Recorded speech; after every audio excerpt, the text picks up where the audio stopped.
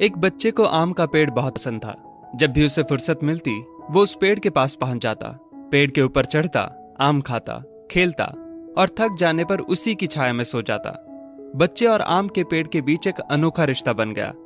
बच्चा जैसे जैसे बड़ा होता गया वैसे वैसे उसने पेड़ के पास आना कम कर दिया। कुछ समय बाद तो आना बिल्कुल ही बंद हो गया। आम का पेड़ उस बालक को याद करके अकेला रोता। एक दिन अचानक पेड़ ने उस बच्चे को अपनी तरफ आते देखा और पास आने पर कहा, तू कहाँ चला गया था? मैं रोज तुम्हें याद किया करता था। चलो आज फिर से दोनों खेलते हैं। बच्चे ने आम के पेड़ से कहा, अब मेरी खेलने की उम्र नहीं है, मुझे पढ़ना है, लेकिन मेरे पास फीस भरने के पैसे नहीं हैं। पेड़ ने कहा, तू मेरे आम लेकर बाजार में बेच दे, इससे जो पैसे मिलेंगे उससे अपनी फीस भर देना। बच्चे ने आम के पेड़ से सारे आम तोड़ लिए और उन सब आमों को लेकर वहां से चला गया। उसके बाद वो फिर कभी दिखाई नहीं दिया। आम का पेड़ हर पल उसकी राह देखता रहता। एक दिन वो फिर आया और कहने लगा, अब मुझे नौकरी मिल गई है, मेरी शादी हो चुकी है, मुझे मेरा अपना घर बनाना है, लेकिन इसके लिए मेरे पास अब पैसे नहीं हैं। आम के पेड़ ने कहा, तू मेरी सभी डालियों को काट कर ले जा, उससे अपना घर बना ले। उस जवान लड़के ने पेड़ की सभी डालियां काट ली और लेकर चला गया। आम के पेड़ के पास अब कुछ नहीं था, वो बिल्कुल बंजर हो गया था, कोई उसे देखता भी नहीं था। पेड़ ने भी अब उम्मीद छोड़ दी थी कि वो लड़का उसके पास फिर आएगा। फिर एक दिन अचानक वहां एक बूढ़ा आदमी आया।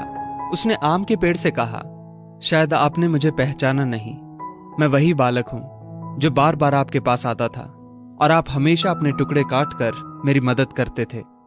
आम के पेड़ ने दुख के साथ कहा, पर बेटा मेरे पास अब ऐसा कुछ भी नहीं जो मैं तुम्हें दे सकूं।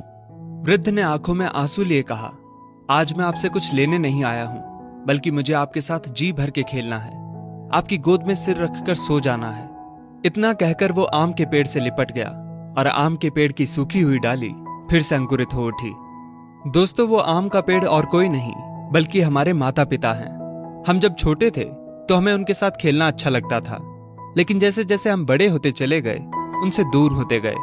पास भी तब आए जब कोई जरूरत पड़ी या कोई समस्या आन खड़ी हुई। आज कई माँ बाप उस बंजर पेड़ की तरह अपने बच्चों की राह देख रहे हैं, जाकर उनसे लिपटें, उनके गले लग जाएं।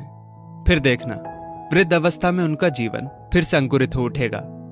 किसी कवि ने क्या खूब कहा है, बड़े बुजुर्गों की उंगलियों में कोई ताकत तो ना थी, मगर जब मेरा सिर झुका तो सिर पर रखे कांपते हाथों ने जमाने भर की दौलत दे दी। दोस्तों, इस वीडियो